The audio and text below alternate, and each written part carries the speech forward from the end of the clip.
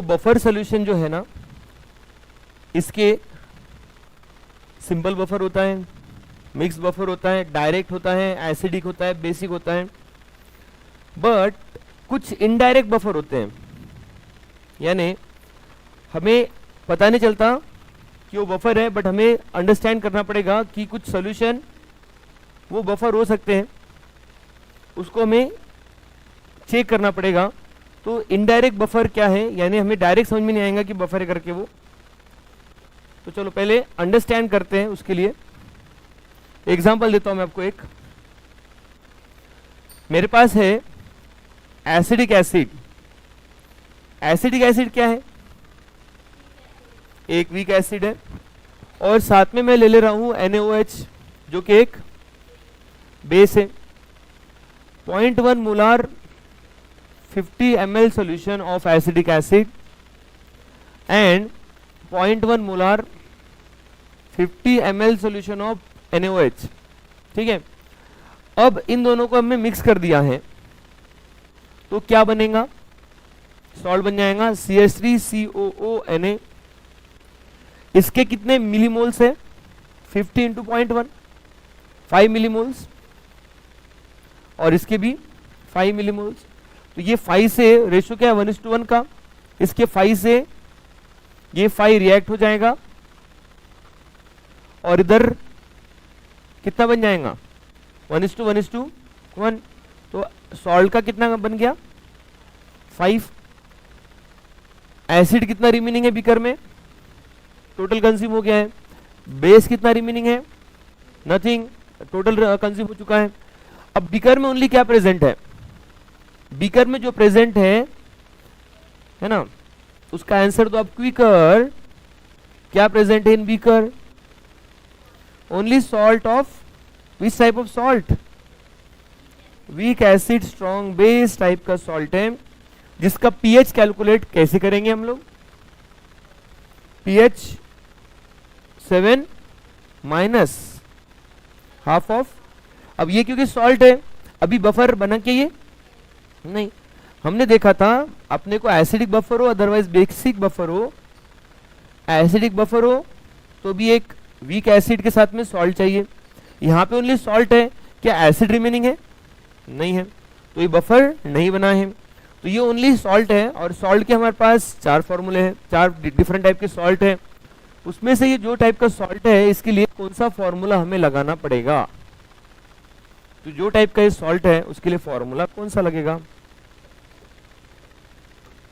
बताओ कौन से टाइप का सॉल्ट है ये?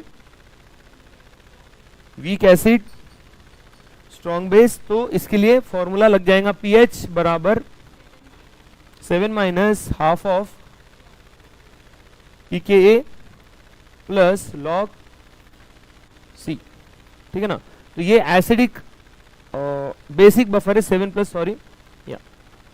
प्लस रहेगा, क्योंकि मोर देन 7 इसका आंसर आएगा। Weak component pKa log C, तो ये इसकी लग जाएगा।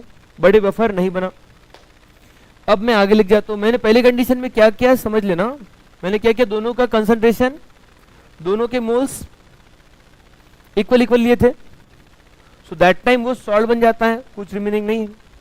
अब मैं सेकंड कंडीशन में ऐसे करता हूं कि किसी एक को एक्सेस ले लेता हूं, तो मैं लेता हूं बेस को access, CH3COOH again, NaOH again, इसका 0.1 मोलार 50 ml सॉल्यूशन, एंड इसका 0.1 मोलार 100 ml सॉल्यूशन। दोनों के एन फैक्टर 1 ही है, रेशियो 1:1 का ही है, तो ये अगेन रिएक्ट कर जाएगा CH3CONA से, बन जाएगा। बट इसके 5 मिलीमोल्स है, और इसके कितने हैं अब? 10 है। इसके 5 से इसका कितना रिएक्ट करेगा? 5, और इसका कितना बनेगा? 5 बनेगा, और इसका कितना रिमेनिंग है? 0। इसका कितना रिमेनिंग है? 5, और इसका भी 5। अब अगेन देखो, क्या ये बफर बन चुका है? बफर की कंडीशन क्या थी? उसके लिए तो ये क्या चीज है अभी? ये एक सॉल्ट है, और उसके साथ ये सॉल्ट कौन सा है? Weak acid strong base. इसके साथ आपको और क्या चाहिए बीकर में, तब जाकर ये बन जाएगा बफर। इसके लिए वीक एसिड चाहिए, बट इसमें बीकर में क्या प्रेजेंट है, बीकर में प्रेजेंट है स्ट्रॉन्ग बेस, वीक एसिड तो खत्म हो चुका है। तो ये बफर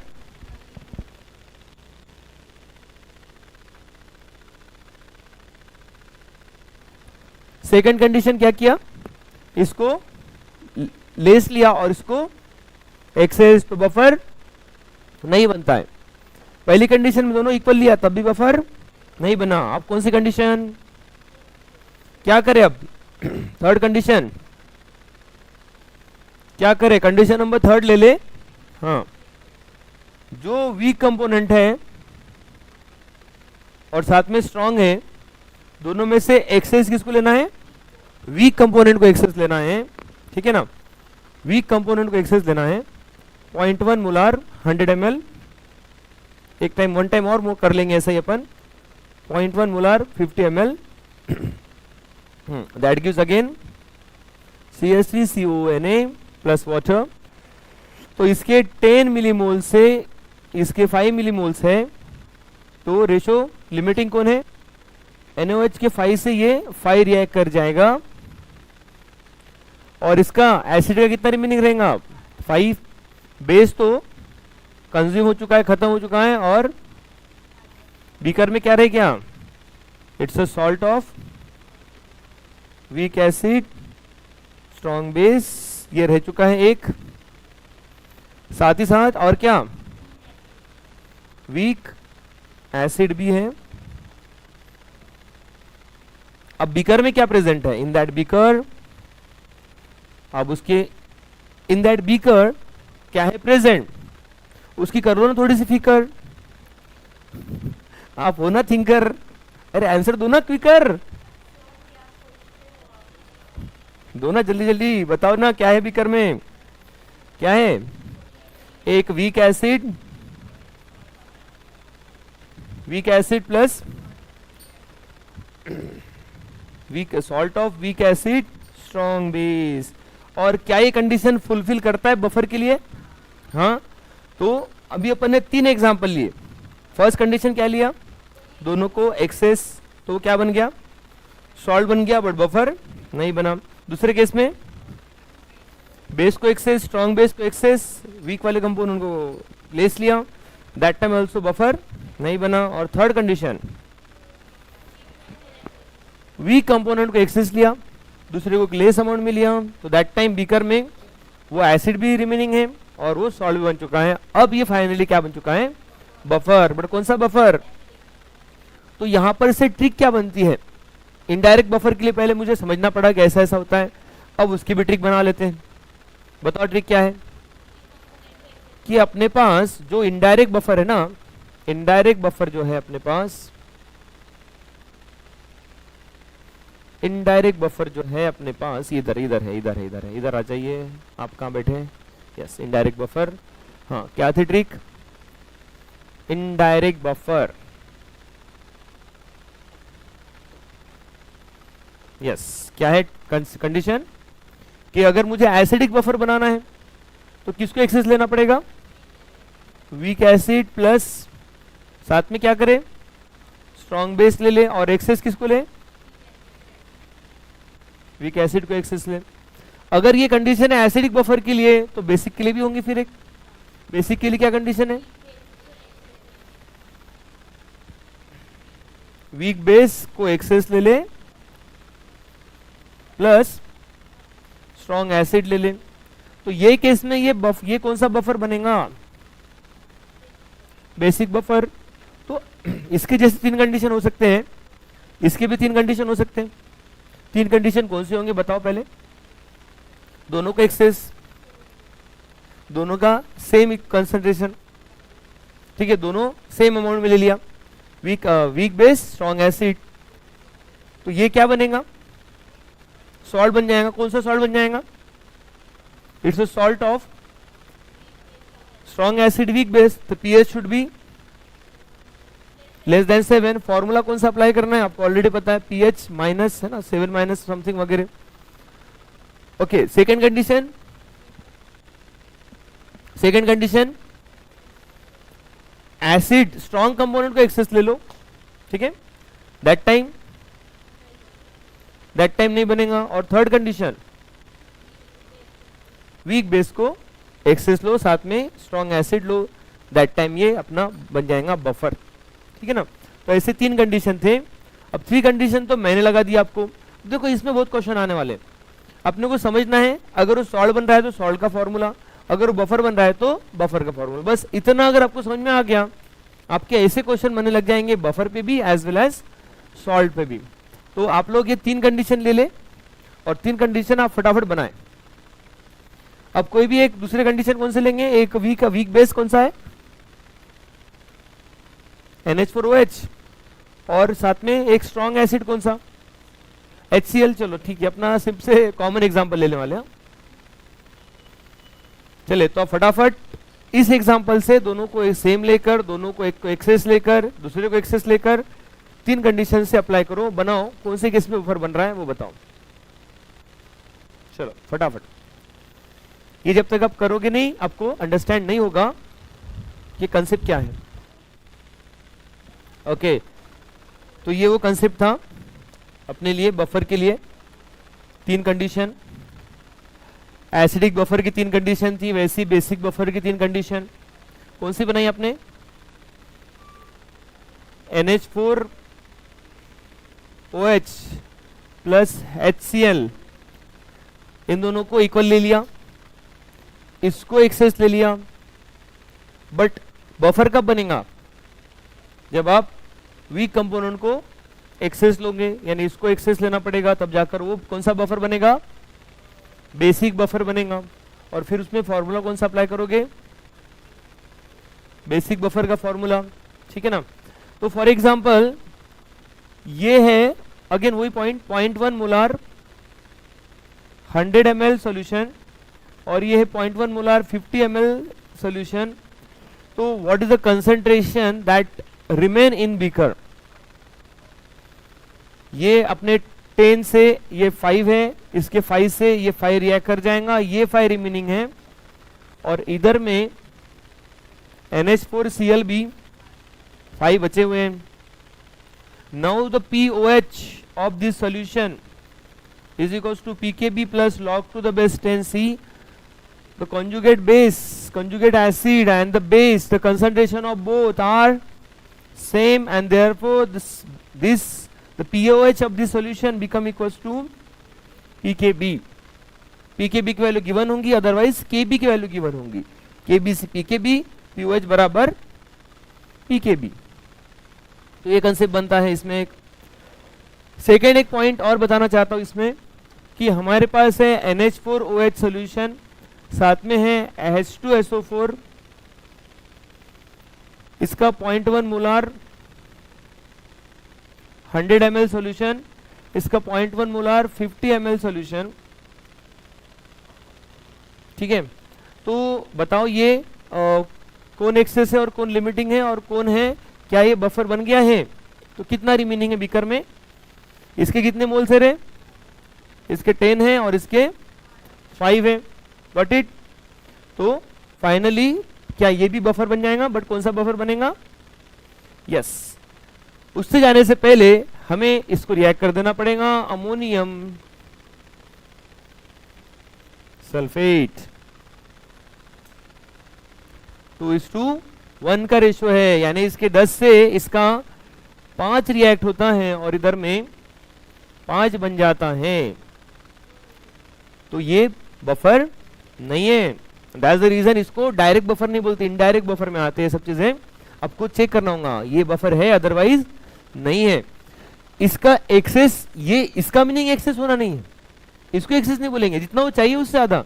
रिक्वायर कितना था, 5:10 का रेशो, 1:2 का रेशो, तो जितना दिया है वो ये रिक्वायरमेंट है ना, उसी रिक्वायरमेंट को अगर वो फुलफिल कर रहा है, इसको एक्सेस नहीं बोलते। एक्सेस कब बोला जाता, अगर ये 200 ml होता और ये 20, या फिर और थोड़ा सा इसको एक तूफानी करते हैं, 150 ml ले लेते हैं, तो ये 15 होता। ठीक है, तो कितना रिएक्ट हो गया होता, 10 रिएक्ट हो गया होता। अब कितना रिमेनिंग होता, 5। अब क्वेश्चन को और इजी बना दिया आपके लिए। चलो बताओ, POH क्या था formula? PKB plus log to the base 10 concentration of conjugate acid by base. Now conjugate acid by base, now POH बराबर अगेन यस वही है, छोटे छोटे मिस्टेक्स हमसे होती है। हम लोग देख रहे हैं ये दोनों इक्वल है, बट बोला क्या है, बेस का कंसंट्रेशन तो 5 मिलीमोल्स है, एसिड कितने हैं, कंजुगेट एसिड कितना है, तो कंजुगेट एसिड पहले चेक करना पड़ेगा। तो चलो चेक करते हैं, इसका कितना आ गया रे 5, बट ये डिसोसिएट भी तो होगा, अमोनियम सल्फेट डिसोसिएट किसमें होगा, 2 times of ammonium and sulphate. तो इसका 5 अगर मिलीमोल्स है और जो भी उसका वॉल्यूम होगा। अच्छा यहां पे ये भी समझना होगा एक और पॉइंट, ये टोटल मिला के सोल्यूशन कितना हो गया था, ये कितना था 500 ना, इसका 50, ओके टोटल मिला के सोल्यूशन कितना हो गया है, ये 150 और ये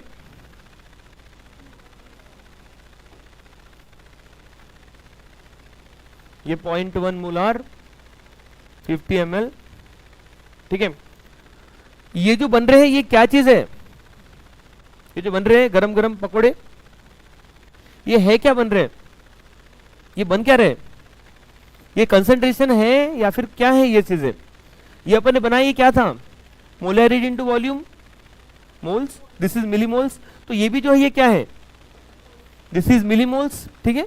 इसके मिलीमोल्स कितने 5, इसके कितने 5, बट इसमें क्या चाहिए, इसमें तो कंसंट्रेशन चाहिए बेस का, तो ये तो मोल्स है मिलीमोल्स है, कंसंट्रेशन का फॉर्मूला क्या होता है, यस तो हमें अभी सबसे पहले उसके कंसंट्रेशन को निकालना है।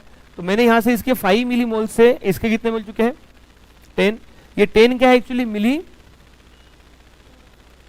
यस ये भी समझना है, ये मिलीमोल्स है, ठीक है, 5 से 10 मिल गए। अब हमें निकालना है उसका कंजुगेट बेस का कंसंट्रेशन, कंजुगेट एसिड का कंसंट्रेशन, जो कि कितने मिलीमोल्स कितने हैं 10, और वॉल्यूम कितना है 150 प्लस 50, दोनों मिक्स कर देंगे ना, तो बीकर का वॉल्यूम कितना होगा, उसको आगे नहीं देखना है, बीकर टोटल वॉल्यूम कितना है देख लो 200 ml, बट मोल्स के लिए कंसंट्रेशन के लिए तो लीटर लेते हैं, बट ये जो था ये क्या था मिलीमोल्स, तो अगर ये मिलीमोल्स है तो यहाँ पे भी ml से काम चलेगा, ये मोल्स है तो लीटर लेना पड़ेगा। तो ये आ गया अपना कंजुगेट एसिड का कंसंट्रेशन। अब ऐसे ही बेस का कंसंट्रेशन ही बताओ, बेस कितने मोल्स बने थे मिलीमोल्स 5, और उसका वॉल्यूम कितना था बीकर में 200, तो ये हो गया है बेस का कंसंट्रेशन, ठीक है। This is concentration of base, this is concentration of acid, ये 200 रहने दो, टेंशन नहीं होगा अपने लिए। तो समझाना ये है कि ये केस में आप वॉल्यूम निग्लेक्ट कर सकते हैं, क्योंकि अपन जब इसमें पुट करेंगे तो ये तो कैंसिल हो जाएगा कैलकुलेशन में, तो ये 10 और ये 5, इतना ही समझना है कि अपना फॉर्मूला जो था POH बराबर PKB plus log to the base 10, conjugate acid कितना हो गया है, वो 5 रहा क्या, यस वो 10 हो चुका है।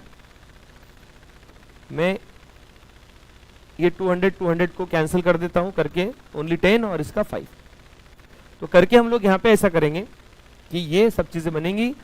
अब इसका POH PKB के बराबर नहीं होने वाला, एक्स्ट्रा यहाँ से जो log 2 बनेगा ना वो 0.3, यानी PKB अपने को गिवन रहता है सपोज 4.7, वैसा ही प्लस log 3 की वैल्यू ऐड करके ये आंसर अपना आता है 5, और उसके रिस्पेक्ट में अपने आंसर बदल जाते हैं, चेंज हो जाते हैं।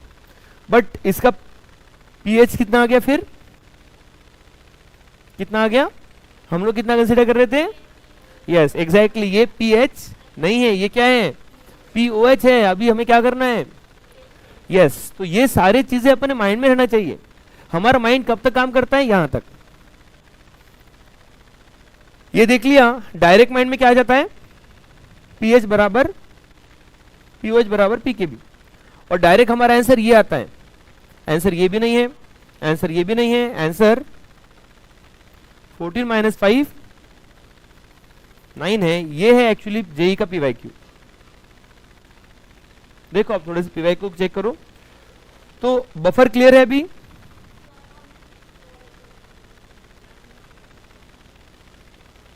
पिछले वाले में क्या था, पिछले वाले में पॉइंट ये था कि कंजुगेट बेस डिसोसिएट जब होता था, कंजुगेट एसिड जब डिसोसिएट होता था, तो रेशियो कितने का था, 1:1 का। तो इसके 5 से ये भी 5 बनेगा, तो 5 और ये 5 है, 5 5 ये 1 हो जाएगा, log 1 0 हो जाएगा करके पीओएच पीकेबी के बराबर हो जाएगा। बट यहां पर रेशियो कैसा है, यहां पर जो डिसोसिएट हो रहा है ना अमोनियम, सॉल्ट का कंसंट्रेशन ये है और कंजुगेट एसिड और बेस का कंसंट्रेशन ये है। तो अपना हेंडरसन इक्वेशन में, हेंडरसन ने यहाँ पे सॉल्ट यूज किया था, अपन क्या यूज कर रहे हैं, कंजुगेट एसिड या फिर कंजुगेट बेस। तो करेक्ट कौन सा है, एक्यूरेट कौन सा है, सॉल्ट यूज करना कि कंजुगेट एसिड और कंजुगेट बेस यूज करना? यस, तो इतना डिफरेंस है। मैक्सिमम केस में आप राइट रहेंगे, बट वो ऐसे क्वेश्चन करवाएंगा जिससे आप रॉन्ग हो जाएंगे, ठीक है ना। तो ये है वो पॉइंट बफर के लिए। बट बफर का डायरेक्ट रिलेशन बनता है एक और टर्म से, एक लास्ट टर्म से। अपनी इस लेसन का एक लास्ट टर्म कौन सा है, सोल्यूबिलिटी। जब तक हमें सोल्यूबिलिटी कैलकुलेट नहीं करते आती, बफर से हमें सारे क्वेश्चन नहीं बन पाएंगे। Solubility and solubility product. अच्छा, NaCl वाटर में सोल्यूबल है और बहुत ज्यादा सोल्यूबल है, तो उसका हमें KSP कैलकुलेट नहीं करना है, क्योंकि NaCl को जैसे पानी में वाटर में पुट कर देंगे अपन, वो कैसा डिसोसिएट हो जाएगा, तो क्या रिवर्स आना चाहेगा, नहीं। दैट मीन्स ऐसे केस का हमें सोल्यूबिलिटी डिस्कस नहीं करना है और उसका KSP डिस्कस नहीं करना है। तो KSP और सोल्यूबिलिटी हमें किसका डिस्कस करना है, कौन से सॉल्ट का डिस्कस करना है, जो वाटर में बहुत ज्यादा सोल्यूबल है, अदरवाइज स्पैरिंगली सोल्यूबल है, लेस सोल्यूबल है। तो सोल्यूबिलिटी KSP हम लोग किस में इंटरेस्टेड है, मोर सोल्यूबल सॉल्ट और only sparingly soluble salt, sparingly soluble salt, less soluble salt, ठीक है ना। तो पहले हमें KSP का स्टाइल लिखते आना चाहिए। AB टाइप का सॉल्ट है, डिसोसिएट कैसा होगा रे, A पॉजिटिव B नेगेटिव। अब जितने भी नए नए टर्म्स आते हैं ना, उसके लिखने का स्टाइल बदलता रहता है। स्टार्टिंग में बोला था कि 1 माइनस एक्स करना, इधर एक्स एक्स, फिर आगे आपको बोला कि बेटा इसको ना x की जगह पे अल्फा कंसीडर कर लो, 1 माइनस अल्फा कंसीडर कर लो, ठीक है ना। अब वैसे ही यहां पर इनिशियली ये कैप, इसका कंसंट्रेशन s है, दैट टाइम ये 0 0। अब यहां पे बोल रहा हूं कि इसको ना, अच्छा ये सॉल्ट कैसा है, ये सॉल्ट मोर सोल्यूबल सॉल्ट है कि लेस सोल्यूबल सॉल्ट है, तो जितना अमाउंट उसका सॉल्ट, जितना वो सॉलिड है, कि वो सारा डिजोल्व हो जाएगा कि थोड़ा सा डिजोल्व होगा, समझ के लो थोड़ा सा। आई नो दैट लेसन वैसा है, बट समझ के लो इसको, ठीक है। हाँ, फोकस करो थोड़ा सा, क्योंकि यही लेसन है जो आपको बाकी से आगे लिख जाएगा, तो इस पे ज्यादा फोकस करो थोड़ा सा। तो इसमें से कैपिटल एस में से हम लोग स्मॉल एस माइनस करेंगे, तो इधर क्या बनेगा रे, स्मॉल एस स्मॉल एस। अच्छा, KSP कैसा लिखते हैं, जैसा हम लोग बाकी के लिखते हैं, concentration of A, concentration of B by, ये सॉलिड है, इसको लिखने का नीड नहीं है। बट A का कंसंट्रेशन कितना बना है, S के बराबर, B का कितना बना है, S के बराबर, देयरफॉर ये, तो KSP कितना बन गया, देयरफॉर व्हाट इज S,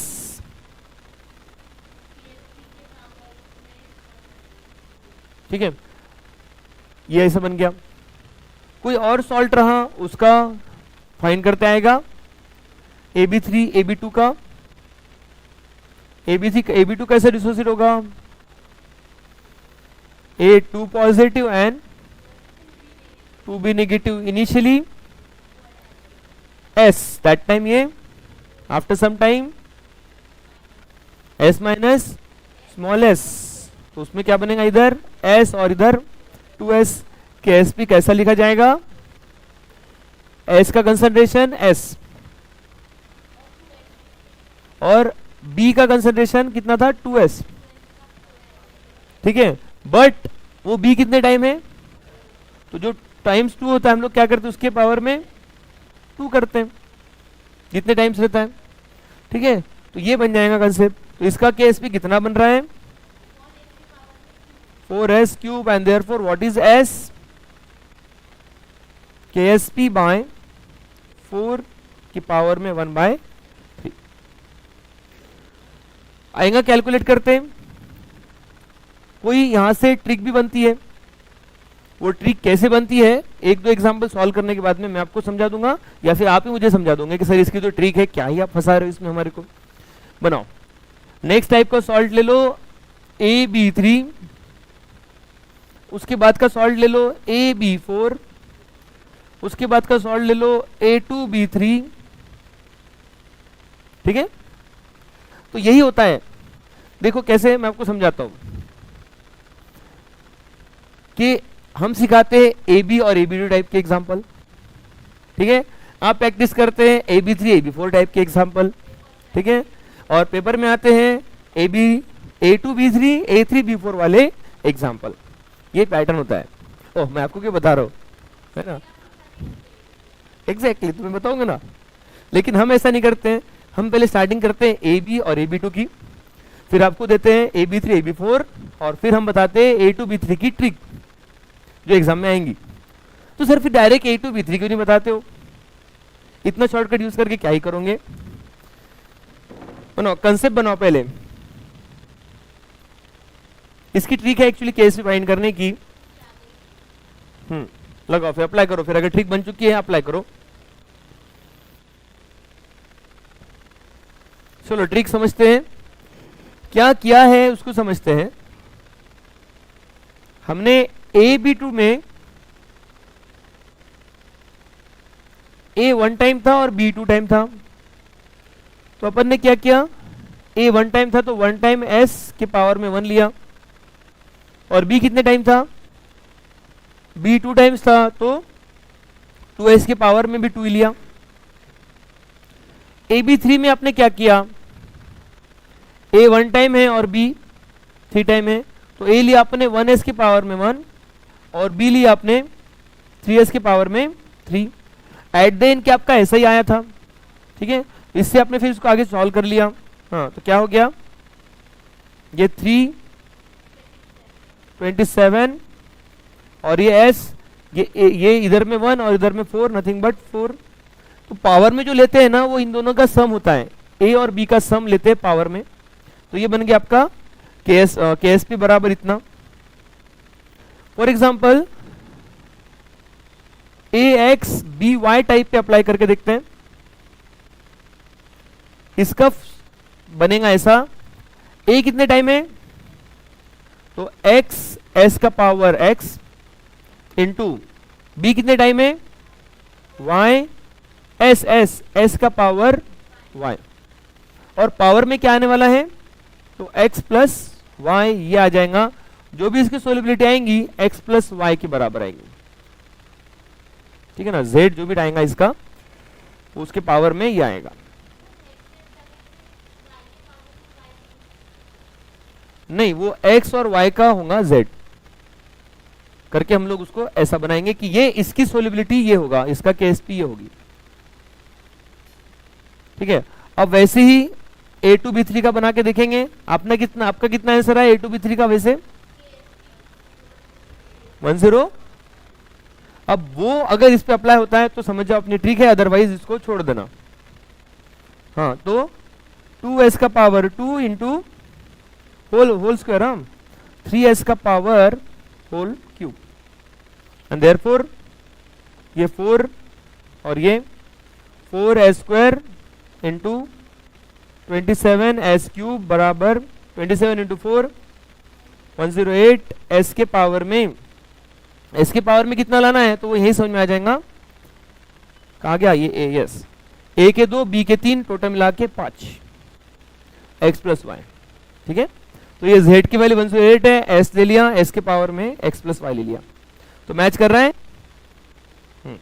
तो अभी ऐसा नहीं करते हम लोग ये अंडरस्टैंड करवाते हैं, ये आपको सॉल्व करने का बोलते हैं और इसकी ट्रिक देते हैं। ठीक है, ओके चले। अब ये तो सब चीजें थी अपने जगह पर, इसका एप्लीकेशन क्या है सर, क्या चीजें होने वाली है, मैं आपको समझाता हूं। देखो हमें ऐसा दिया रहता है, solubility of AgCl in water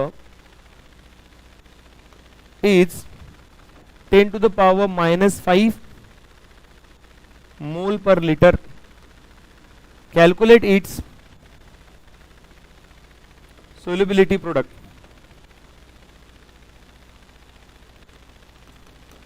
ऐसा क्वेश्चन किया है।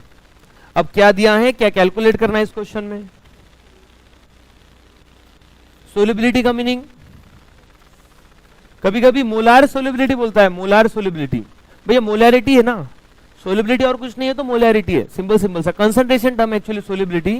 सोलिबिलिटी एक कंसंट्रेशन टर्म है, मोलैरिटी है, और मोलैरिटी का फॉर्मूला मोल्स बाय वॉल्यूम है, और वही W2 into 1000 by M2 into volume in ml है। बहुत क्वेश्चन आते हैं इस पे।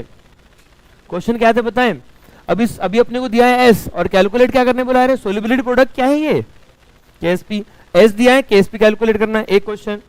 दूसरा क्वेश्चन इसके अपोजिट, KSP दिया है S कैलकुलेट करो। तीसरा क्वेश्चन सोलिबिलिटी का यूनिट क्या है, you need to find the unit of solubility. Solubility क्या है तो कंसंट्रेशन क्या है, मोल बाय लीटर, मोल पर लीटर। बट क्वेश्चन आता है कैलकुलेट द सोलिबिलिटी इन ग्राम पर लीटर, दिया क्या है KSP दिया है KSP, उससे आपको बोला है सोलिबिलिटी कैलकुलेट करो, मोलार सोलिबिलिटी। तो क्या करना चाहिए, KSP दिया है उससे आप S निकाल लो, बट जो S निकलेगा उसका यूनिट क्या है, मोल पर लीटर। अब उससे बाद में क्या, मोल को ग्राम में कैसे कन्वर्ट करेंगे, इसको अगर आप मोलार मास से डिवाइड कर दोगे, मल्टीप्लाई कर दोगे, तो बन जाएगा ग्राम पर लीटर। ठीक है, और AgCl का मोलार मास कितना है याद रख लो, Ag 108 और क्लोरीन 35.5 मिलाकर 143.5। तो इसमें क्या करना पड़ेगा, मोलार मास मल्टीप्लाई।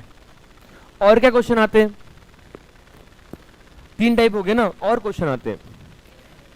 हमें दिया है KSP, ठीक है, और बोला है कि उसकी सोलिबिलिटी इतनी इतनी करने के लिए वॉल्यूम कितना ऐड करना पड़ेगा।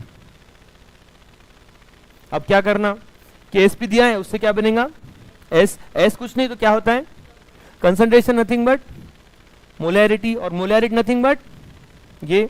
तो अपने पास मोलैरिटी है और कैलकुलेट क्या करना है, वॉल्यूम। कभी W2, बहुत सारी चीजें कैलकुलेट करनी है, बट माइंड में रखो कि मोलैरिटी सोलिबिलिटी और कुछ नहीं है तो क्या है वो, कंसंट्रेशन टर्म है। चलो मैं आता हूं एक टॉपिक पे, एक बढ़िया क्वेश्चन आपसे सॉल्व करवाने वाला हूं। इसका आंसर क्या है बता दो पहले।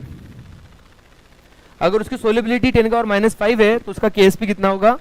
एक कौन से टाइप का सॉल्ट है वो, AgCl। AgCl यानी कौन से टाइप का सॉल्ट है, यानी type in the sense AB, AB2, AB3, AB। तो AB का KSP कितना होता है, S²। S की वैल्यू कितनी है तो KSP कितना होगा,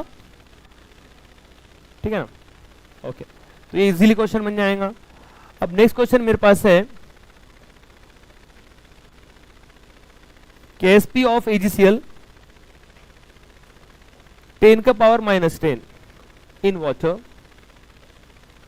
calculate its molar solubility।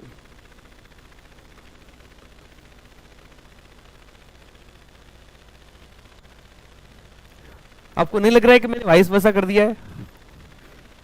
KSP कितना है 10 का पावर -10, ठीक है, और पूछा क्या है मोलर सोल्युबिलिटी, यानी केएसपी दिया है और एस पूछा है, तो कितना आएगा इसका आंसर? ठीक है, 10 का power -5। This is question number first, but this is not my question. Listen, अब ये पॉइंट है, अब ये समझना है। देखो केएसपी एजीसीएल का दिया है, अगेन सेम रखता हूं 10 to the power -10 in watcher, और उसमें ऐड कर दिया 10 to the power -1 molar NaCl। What is the solubility? ये पॉइंट और ऐसे क्वेश्चन आपको भर भर के है, इसको समझो। क्या था पहले? एजीसीएल को अपन ने एक बीकर में ऐड किया था, वाटर था उसमें, यहां तक सब ठीक चल रहा था, बट फिर उसके बाद में कौन आ गया? एजीसीएल एक स्पैरिंगली सोल्यूबल सॉल्ट है, बट NaCl 100% डिसोसिएट होकर बहुत ज्यादा सोल्यूबल हो जाने वाला सॉल्ट है। अब ये और ये क्या कॉमन है? ClCl। This is called as common ion effect, और कल ही बताया कॉमन आयन से क्या होता है, सोल्युबिलिटी इनक्रीज होती डिक्रीज होती है। यही अपने को समझना है कि सोल्युबिलिटी पे क्या इफेक्ट होता है कॉमन आयन आने से। अब मैं आपको वो समझा देता हूं। क्वेश्चन समझ में आ गया है? चलो समझते हैं। पहले शुरू क्या करने का, कुछ भी नहीं समझ में आया, जिसका केएसपी दिया उसको तोड़ दो बस। केएसपी किसका दिया है? जिसका केएसपी दिया है उसको तोड़ो तोड़ो तोड़ो तोड़ो। AgCl that dissociate into Ag positive Cl। अब इसका इनिशियली ये S, after some time small S हो गया, बट आफ्टर सम टाइम थोड़ी देर के बाद में कौन आ गया? और NaCl का एरो देखो कैसे बता रहा हूं, AgCl का देखो एरो कैसे बता रहा हूं, ये कैसे होगा? Na positive and Cl negative. Initially कितना था जैसे पानी इनपुट किया तो 10 का पावर -1 मोलार था, दैट टाइम ये 0 बट ये 100% डिसॉल्व हो जा रहा है वाटर में, तो इसका आफ्टर सम टाइम NaCl नाम की कोई चीज रहेंगी नहीं, और वो कन्वर्ट हो जाएगा 0.1 molar Na positive and 0.1 molar Cl negative. Now in that beaker, जिसको नहीं देखना है आपको, बीकर क्या क्या प्रेजेंट है? Ag है, Cl है, Na है और Cl है। तो Cl नेगेटिव का कंसंट्रेशन पहले S था, अब कितना हो गया? S plus 0.1। और ये जो AgCl है ये बहुत लेस सोल्यूबल सॉल्ट है, देयरफॉर यहाँ पे S की वैल्यू कितनी भी रहे, ये कभी 2s हो सकती है, कभी 3s हो सकती है, कभी 4s हो सकती है, कितना भी s रहे तो भी ये 0.1 से ज्यादा नहीं है, is negligible as compare to 0.1 even. ये अगर इतना भी दिया रहा 0.001 तो भी ये वैल्यू बहुत कम है उससे कंपैरिजन में। तो क्या करने का, जिसकी वैल्यू कम रहती है उसको अपन निग्लेक्ट करते हैं, तो बोलने का कि Cl नेगेटिव कितना है? 0.1। अब अगेन जिसका केएसपी दिया था उसमें लेके चल जाने का। केएसपी किसका दिया था? AgCl का केएसपी कैसे बनेगा? Concentration of Ag and concentration of Cl। Okay, Ksp AgCl की केएसपी कितनी दी है? 10 का पावर -10। Ag का कंसंट्रेशन किसके बराबर? S and Cl negative concentration 0.1। and now my question is to you, what is the KSP of what is the solubility of this solution? solubility बराबर 10 का power -10 by 10 का power -1 which is equals to, आपको already पता है, but यहां पर solubility calculate करने के लिए आपने क्या किया? ये क्या है? KSP ऑफ AgCl, और ये क्या है? Concentration of common ion. तो आंसर कितना आ गया आपका? 10 to the power -9। Answer matter नहीं करता है, कंसेप्ट मैटर करता है। आप ये देखो, जब पानी में ऐड किया था 10 का केएसपी सेम था, सोल्युबिलिटी कितना आया था? 10 का पावर -10 मोल पर लीटर। और जब उसको NaCl में ऐड कर दिया कॉमन आयन, अब कितना आया है? 10 का पावर -9 मोल पर लीटर। क्या हो गया है? यस। तो कॉमन आयन से सोल्युबिलिटी पे क्या इफेक्ट होता है? सोल्युबिलिटी कम हो जाती है और ऑड आयन से बढ़ जाती है। ये कंसेप्ट और इसके इतने पीवाईक्यू है जो कि आज अपन इवनिंग में डिस्कस करेंगे। अपन बफर के क्वेश्चन भी डिस्कस करेंगे, हम लोगों को सॉल्ट के क्वेश्चन भी डिस्कस करना है हाइड्रोलिसिस पे, एंड हमें डिस्कस करना है सोलिबिलिटी प्रोडक्ट। और ये तीनों टॉपिक ही इक्विलिब्रियम के सबसे मेन एंड इंपॉर्टेंट टॉपिक है, सबसे इंपॉर्टेंट टॉपिक है ये। जिसको बफर आता है, जिसको सॉल्ट हाइड्रोलिसिस आता है, जिसको सोलिबिलिटी क्वेश्चन आते हैं, उसको इक्विलिब्रियम आता है, और जिसको इक्विलिब्रियम आता है वो केमिस्ट्री में बहुत कुछ कर सकता है। तो इसमें बहुत स्कोप है, ठीक है ना। चलो, तो मुझे आपसे होप है कि जिस क्वेश्चन में स्कोप है ना, उसमें आप उसके प्रैक्टिस आप ज्यादा करेंगे और उसमें अपना हैंड लेके आना है, ठीक है ना। तो फिर भी ऐसा होता है, देखो इक्विलिब्रियम में बिल्कुल आपको ये नहीं होना है। इक्विलिब्रियम में ऐसे बहुत सारे क्वेश्चन रहते हैं जिसके आपको कंसेप्ट समझ में नहीं आते हैं, तो समझाने के लिए हम है ना, तो क्वेश्चन बनाते रहे, जो नहीं बन रहे स्किप करो, आगे बढ़ो। जो बनते जाएंगे एक टाइम ऐसा आएगा कि आपको समझ में, अच्छा ये क्वेश्चन में ऐसा करना था। क्वेश्चन बनाते रहो, ठीक है। चलिए रुकते हैं यहाँ पर, इसकी वर्कशीट दूंगा एक आपको मैं, उसी क्वेश्चन बना दो, पीवाईक्यू बना दो इसके। तो चलो दोस्तों, अपना यहाँ पे क्लास खत्म होता है। आपको अगर ये वीडियो पसंद आए होगी तो इसको लाइक कीजिए, चैनल को सब्सक्राइब कीजिए और इसको ज़्यादा से ज़्यादा लोगों तक शेयर कीजिए। बाकी हम लोग कल मिलते हैं, चलो बाय।